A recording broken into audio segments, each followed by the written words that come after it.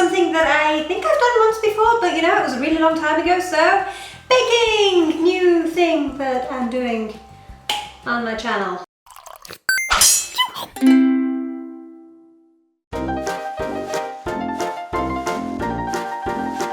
I will be showing you how to make vegan ginger cookies, which are pretty much just regular ginger cookies with one ingredient switched out to make them vegan, which is great because if you switch out the thing and then everyone except celiacs can eat it, and that's great. And if you wanted to make it so that they can have it too, just switch out the flour for, you know, gluten-free and everybody's happy.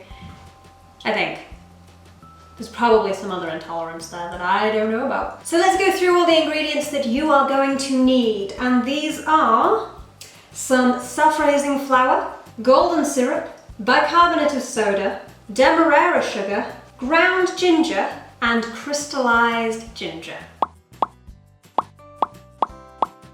These are my current go-to baking thing. So when I want something sweet, but I don't want to go out and buy things, unless I don't have the ingredients in the house, this is the thing that I make because it does not take very long at all. Super simple and very, very tasty. So the first thing that you are going to need is 220 grams of flour. The next thing that goes in is the bicarbonate of soda. So you're going to need about 2 level teaspoons of this. Then you're going to want 2 rounded teaspoons of ground ginger, which smells amazing. Unless you don't like ginger. But if you don't like ginger, what are you doing on this video? This is totally not for you.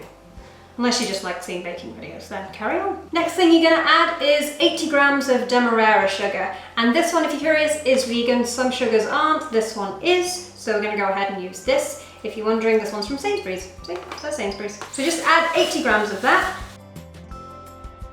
And now you have all of the dry ingredients in the bowl, so you're just gonna wanna mix those together. Just so that they're, you know, mixed. Once you've done that bit, the next thing you're going to need is the butter. And in this case, it's going to be vegan butter. And I happen to leave that out of the little montage video thing of all the ingredients you're going to need. So I'm going to just get that out of the fridge from behind me. You can also get a sunflower version of this, by the way, if you didn't want soya, because I know some people are a bit funny about having too much soya. So that's also good. About 100 grams of the vegan butter. Ideally at room temperature, but this stuff's soft anyway, so it doesn't matter. So you're just going to want to mix the butter in with the flour and the other ingredients, just until it kind of reaches like this breadcrumb kind of thing. It takes a little bit of time, so just work at it. Also, it just got really loud outside. I think a party just finished. Mixy, mixy, mixy, mixy, mixy, mixy. There we go, see? It's kind of like this breadcrumb kind of consistency. And at that point, you can add the golden syrup. Prise open the can. You can see I have made a lot of cookies. So you're gonna add, again, about 100 grams of this, or maybe like 4 tablespoons, which does sound like a lot. But we're making quite a lot of cookies here. And then if you're feeling extra disgusting, you can lick the spoon. Oh my God.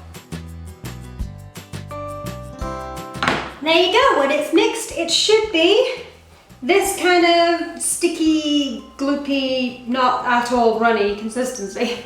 So once you've done that with your mixture, you're just going to want to get a couple of baking sheets or baking trays, whatever you want to call them, and get some greaseproof paper and line them with it. How big or small you want to make these cookies is entirely up to you. You don't have to make as big of a mixture as I do. You could halve it if you wanted fewer.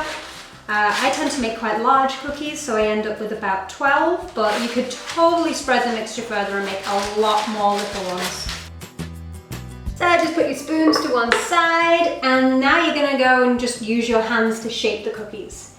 So if you just get like a little chunk like that, and then kind of size it, round it a bit, and you just make little shapes like that, and then place them on the tray.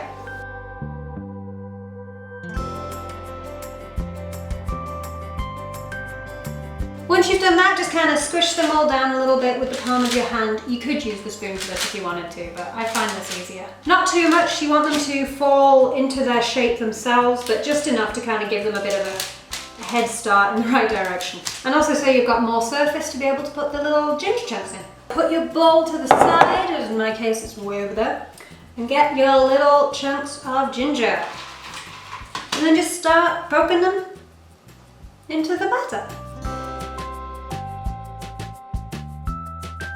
And there you go, they should look something like that, and then they're ready to go in the oven. So if you put your oven at 190 degrees C and then pop these in for around about 10 to 15 minutes, just keep an eye on them.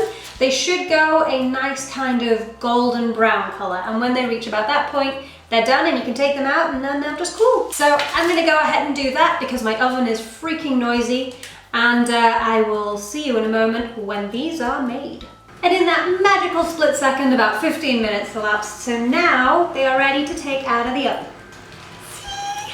Cookies! Now if you just leave them out to cool a little, I find they do this a bit quicker if you take them off the baking sheets, but that is entirely up to you. And there you have them. Cookies of your dreams, if you dream of ginger cookies, that is. Nom nom nom. I mean, how do you decide between watching the newest episode of The Walking Dead and the Lord of the Rings trilogy for the 9,000th time?